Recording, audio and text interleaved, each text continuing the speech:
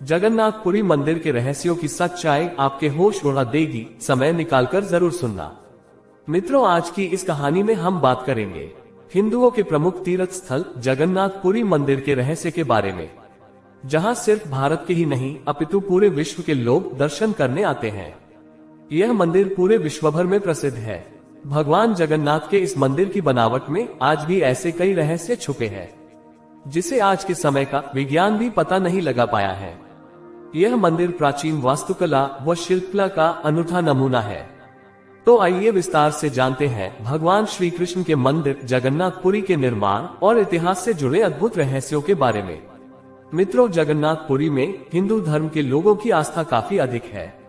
इस मंदिर में भगवान विष्णु के अवतार श्री कृष्ण की प्रतिमा जगन्नाथ भगवान के रूप में और साथ ही इनके बड़े भाई बलभद्र यानी बलराम व बहन सुभद्रा की मूर्ति भी इस मंदिर में स्थापित है। ऐसी मान्यताएं हैं कि भगवान विष्णु जब 4 धामों का विचरण करते हैं तो वह सबसे पहले हिमालय पर स्थापित बद्रीनाथ में स्नान करते हैं, पश्चिम की द्वारिका में वस्त्र धारण करते हैं और भोजन जगन्नाथपुरी में करते हैं व अंत में दक्षिण में स्थापित धाम रामेश्वरम में जाकर विश्राम करते हैं। पुरी के जगन्नाथ मंदिर की स्थापना से जुड़ी कहानी हिंदुओं के धार्मिक ग्रंथों स्कंद व ब्रह्म पुराण की पौराणिक कथाओं के अनुसार उड़ीसा के पुरी शहर में भगवान नारायण ने पुरुषोत्तम नीलमाधव के रूप में जन्म या अवतार लिया था। उस समय सबर जनजाति के कबीले के लोग नीलमाधव भगवान को अपना आराध्य भगवान मानते थे। कबीले के मुखिया विश्ववसु जी नीलमाधव भगवान के परम भक्त थे। इन्होंने ही सबसे पहले नीलमाधव भगवान की पूजा व आराधना की थी। जगन्नाथ भगवान की मूर्ति स्थापना को लेकर ऐसी मान्यता है कि मालवा के राजा इंद्रदुमन भगवान श्री नारायण के परम भक्त थे।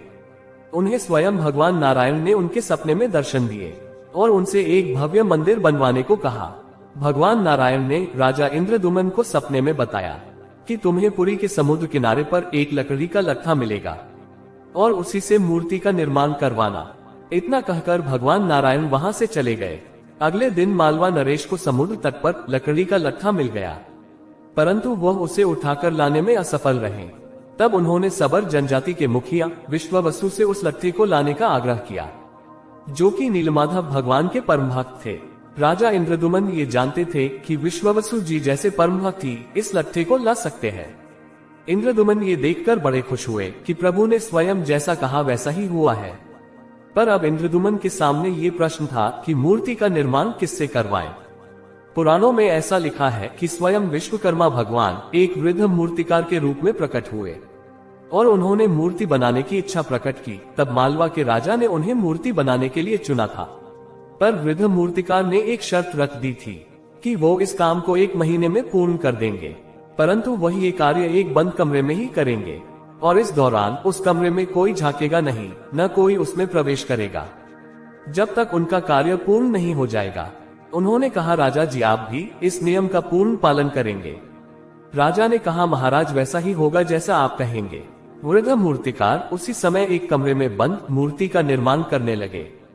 फिर अंत में महीने का आखिरी दिन था और अंदर से किसी भी प्रकार की कोई हलचल व आवाज भी नहीं आ रही थी।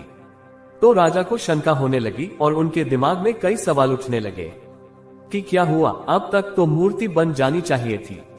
आखिरकार राजा अपने शक को दूर करने के लिए सभी शर्तों को अनदेखा कर राजा जी ने दरवाजा खटखटाया और वो अंदर झांक कर देखने लगे। जैसे ही दरवाजा खुला, राजा को वह वृद्ध व्यक्ति कमरे में नहीं मिला। उन्होंने पाया कि मूर्तियों का निर्माण पूर्ण नहीं हो सका है, मूर्ति के हाथ पांव भी नहीं बन पाए हैं। ये देखकर राजा अपने आप को कोसने लगा और बहुत दुखी हुआ, और तो वह वृद्ध व्यक्ति भी नजर नहीं आ रहा था।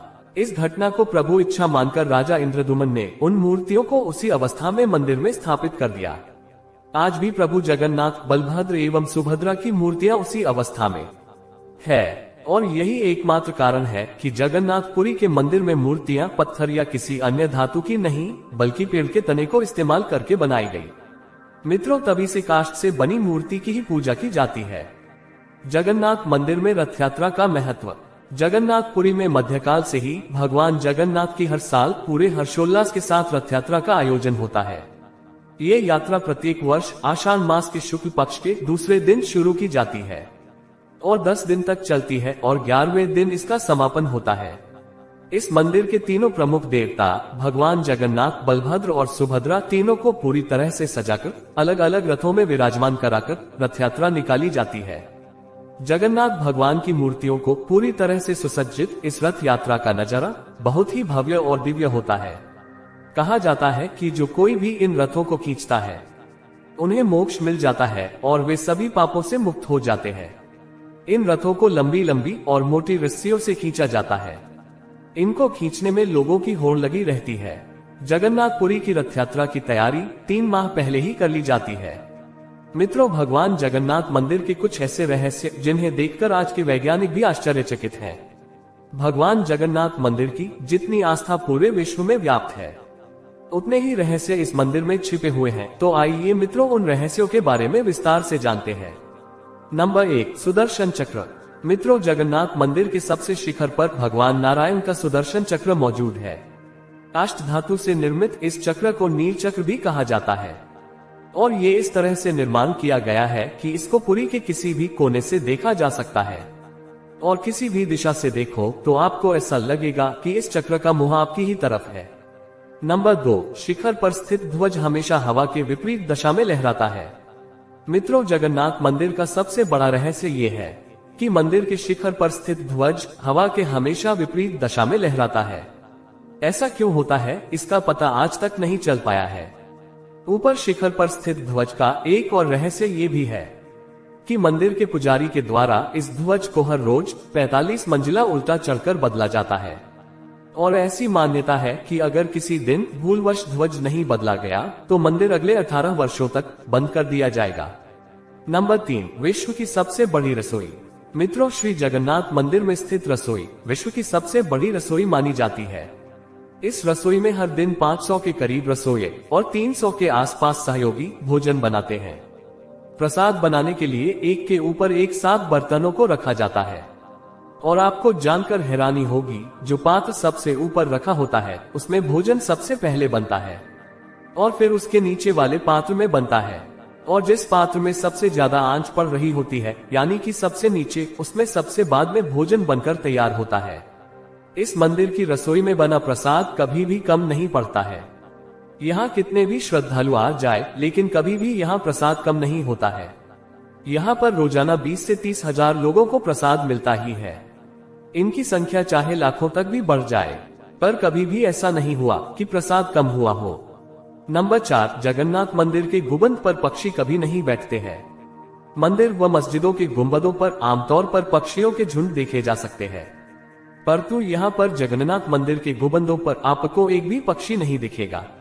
इस मंदिर के ऊपर इर्द गिर्द भी पक्षी नहीं उड़ते हैं, यहाँ तक कि इसके ऊपर कोई हवाई जहाज या हेलीकॉप्टर भी नहीं उड़ते। नंबर 5, जगन्नाथ मंदिर की छाया नहीं बनती है।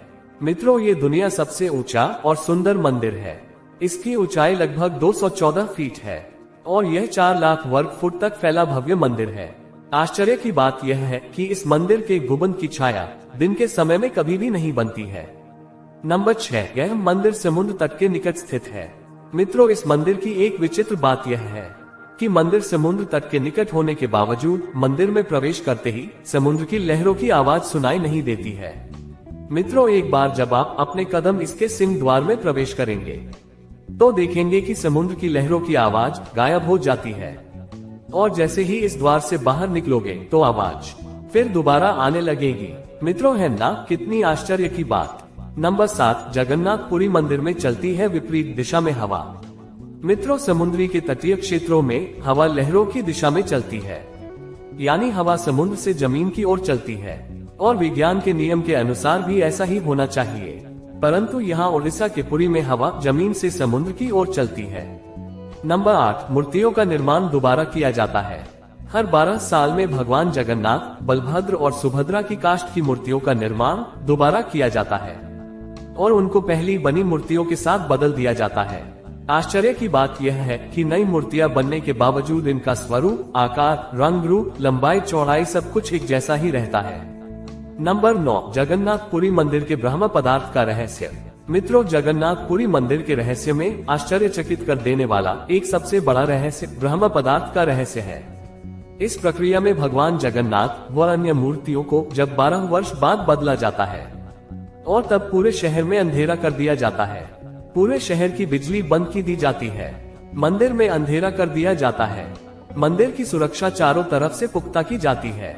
इसके पश्चात एक गुप्त अनुष्ठान नवकलेवर करवाया जाता है और चुनिंदा पुजारियों की आंखों पर रेशम की पट्टियां बांधकर मंदिर में भेजा जाता है। इन मूर्तियों में से एक प्रकार का ब्रह्म पदार्थ निकाला जाता है जिसको आज तक किसी ने भी नहीं देखा है। उसको नई मूर्तियों में सावधानी पूर्वक स्थापित कर दिया जाता है।